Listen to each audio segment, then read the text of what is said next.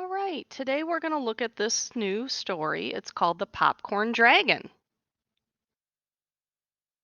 It's by Jane Thayer and it's illustrated by Lisa McHugh. And I want you to be thinking about whether this would be a realistic fiction book where it talks about real characters doing real things, or is this going to be a fantasy story where it has maybe animals that can talk or magical creatures or maybe what look like real kids or real adults doing magic. So let's look for the elements of fantasy in this story. Dexter was a dragon with a green scaly body and a long twisty tail. He had short knobby legs. He had wings like a bat's, which he would be able to fly with when he was older. Like all dragons, Dexter had a hot breath. When he got mad or excited and breathed extra hard, his breath grew extra hot.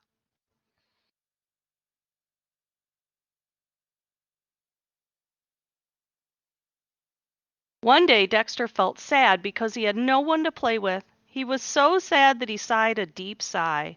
Out of his mouth came a cloud of smoke. "Why, look at me," said Dexter. "I'm blowing smoke." He could hardly believe it.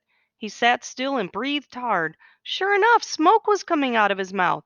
Dexter cried, "I never knew I could blow smoke." He ran to his mother, panting for joy. He shouted, "Look at me, blowing smoke." He ran to the edge of the river where he could see himself in the water. He said, "Just look at that smoke," he thought. "I'm going to show the other animals how I can blow smoke."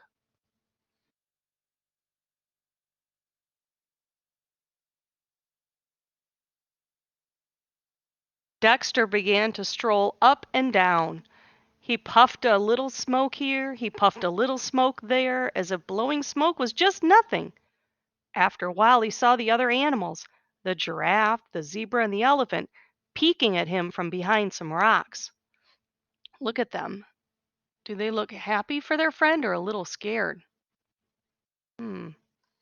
The giraffe, the zebra, and the elephant all came out and watched Dexter blowing smoke.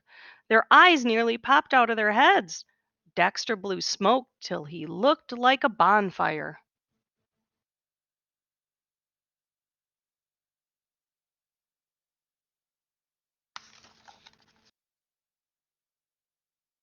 Take a look at the picture. Pretty soon the giraffe slipped quietly away and hid behind a rock. He said, "Woof," trying to blow smoke like Dexter, but he couldn't do it. Then the zebra ran off and disappeared over a hill. He said, "Wah," and "Wah," trying to blow smoke like Dexter, but he couldn't do it. Finally the elephant said, "Goodbye, I have to go." He trotted into the woods and went, "Woo, woo, woo," trying to blow smoke like Dexter, but he couldn't do it. So he said, "Pooh, who wants to blow smoke?"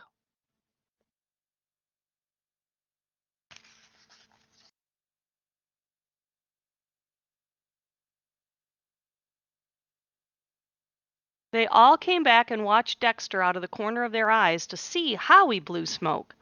Dexter was delighted. He said, "I can blow smoke and you can't."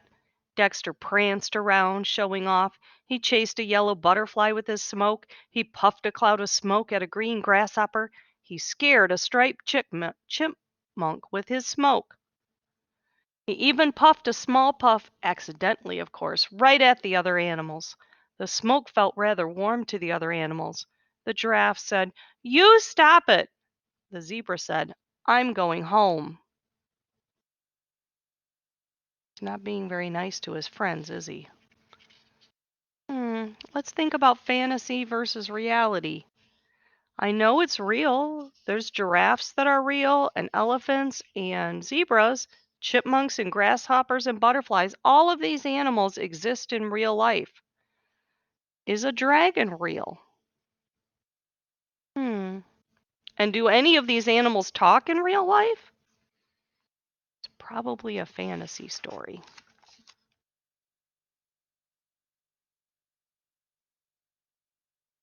Dexter stopped blowing smoke. He thought, I don't want them to go home.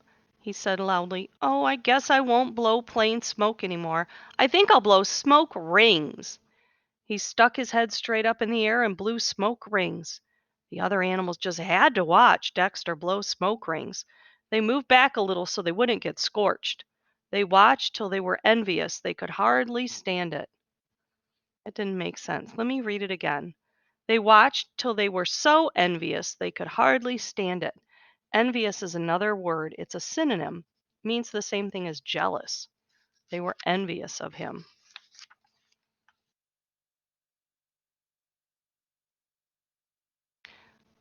Finally, the elephant said, Certainly is silly blowing smoke rings, and he started to stalk away.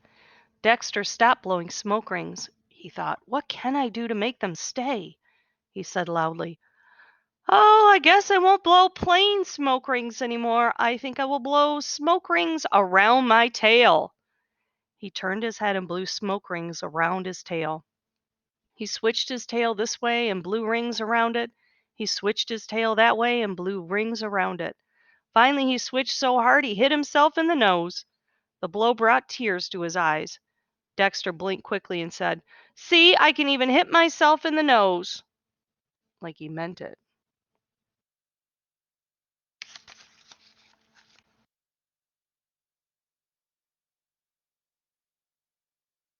The animals were so envious, not knowing how Dexter's nose hurt, that they couldn't bear to watch one more minute. The zebra said, That Dexter is always showing off. The giraffe said, We don't like him, do we? The elephant said, Come on, let's go. When Dexter saw the other animals actually going, he stopped blowing smoke rings. Suddenly he remembered that he wanted someone to play with. He called out hopefully, Want me to come with you? The giraffe said, No, they didn't.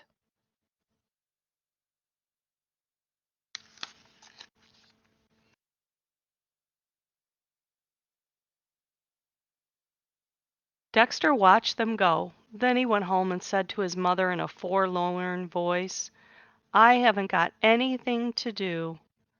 Forlorn is like sad, a sad voice. His mother said, Blow some smoke. I don't feel like it, said Dexter. His mother said, Go play with the other animals. They won't play with me, said Dexter. Then you must have been showing off, his mother said.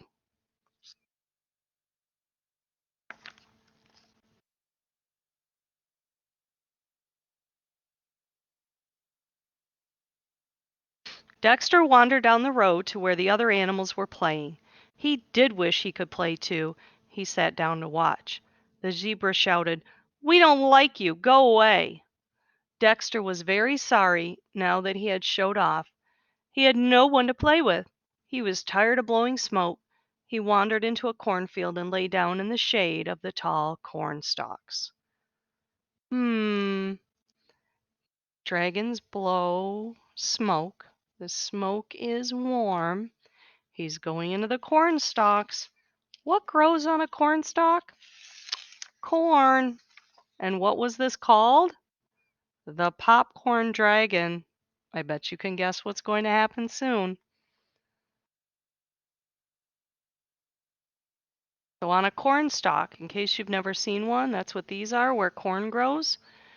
There's like a little container here made out of leaves, and that is where the corn grows.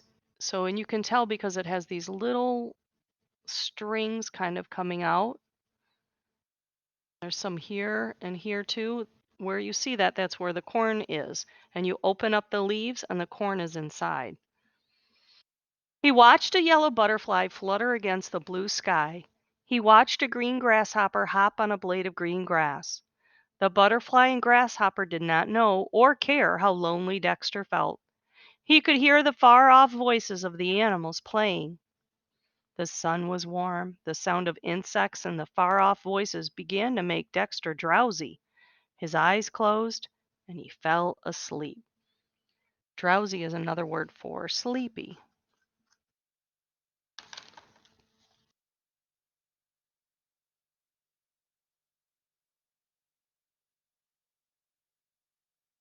See how the corn is inside of the leaves, and that leaf is called, they call that the husk. Dexter began to dream fireworks were going off. Then he dreamed the most delicious smell in the world. He woke up. He heard pop, pop, pop. Popcorn, said Dexter. Right under his nose was an ear of corn that had fallen off the stalk onto the ground. Dexter's hot breath was popping the corn on the ear. Pop, pop, pop. The kernels kept popping out. Dexter reached out and gobbled some. Crunch, crunch, smack, gobble, gulp. Mmm, good, said Dexter. I do like popcorn.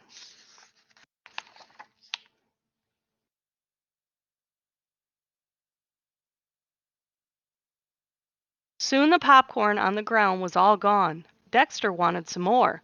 He stood on his hind legs and pulled the husks off an ear of corn on a cornstalk. Then very carefully Dexter breathed his hot breath on the ear of corn. Pop went the corn. Pop, pop, pop, pop. The crisp white kernels fell in a shower. The popcorn smell began to drift through the air. The giraffe, the zebra, and the elephant stopped their playing.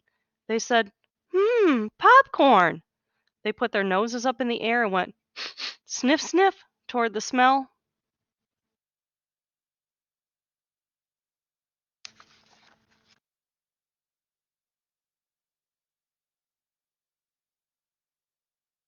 When Dexter looked up from his crunching, they were peeking around the cornstalks. Dexter swallowed the popcorn. He said quickly, have some? The giraffe, the zebra, and the elephant cried, but you've eaten it all up. Dexter said, I'll pop more. He moved eagerly along the row of cornstalks to a new place and quickly pulled off some of the husks. His hot breath started to pop the corn. The popcorn fell all around. The animals crunched and munched.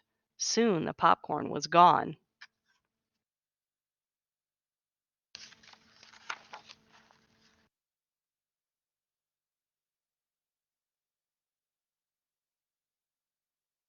Dexter, Dexter said quickly for fear they would go away, I'll pop some more if you want. The animals looked at each other. The giraffe said, that Dexter is very nice when he doesn't show off. The zebra said, let's ask him to play with us. So the elephant said to Dexter, want to play with us, Dexter? Dexter cried, okay. He was so delighted that before he knew it, he breathed a little hard and out came a puff of smoke. But Dexter quickly turned his head to one side. Oh, excuse me, please, he said politely.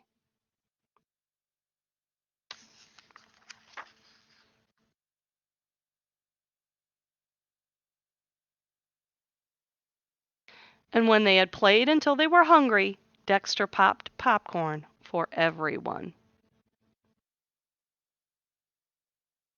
And that is the end. Sometimes one of the best things about fantasy stories, at least to me, is imagining all the wonderful creatures that could be in a fantasy story because really, truly, they're all made up right in your own mind. When you're the author or the illustrator who can make the picture based on what the author wrote, it's really fun. So, in your seesaw assignment today that goes with this, I want you to invent a magical, weird, amazing creature.